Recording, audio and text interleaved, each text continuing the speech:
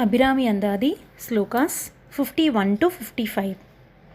அரணம் பொருளென்று அருளொன்றிலாத அசுரர் தங்கள் முரண் அன்று அழிய முனிந்த பெம்மானும் முகுந்தனுமே சரணம் சரணம் என நின்ற நாயகி தன் அடியார் மரணம் பிறவி இரண்டும் எய்தார் இந்த வையகத்தே. வையம் துரகம் மதகரி மாமகுடம் சிவிகை பெய்யும் கனகம் பெருவிலை ஆரம் பிறை முடித்த ஐயன் திருமனையாள் அடித்தாமரைக்கு அன்பு முன்பு செய்யும் தவமுடையார்க்கு உளவாகிய சின்னங்களே.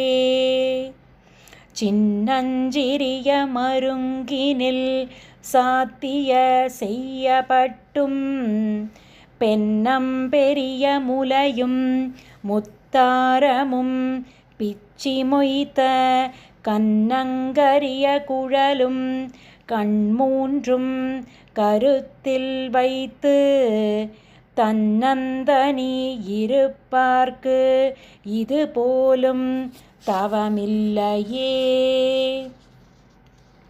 இல்லாமை சொல்லி ஒருவர் தம்பால் சென்று இழிவுபட்டு நில்லாமை நெஞ்சில் நினைகுவிரேல் நித்தம் நீடுதவம் கல்லாமை கற்ற கயவர் தம்பால் ஒரு காலத்திலும் செல்லாமை வைத்த திரிபுரை பாதங்கள் சேர்மின்களே.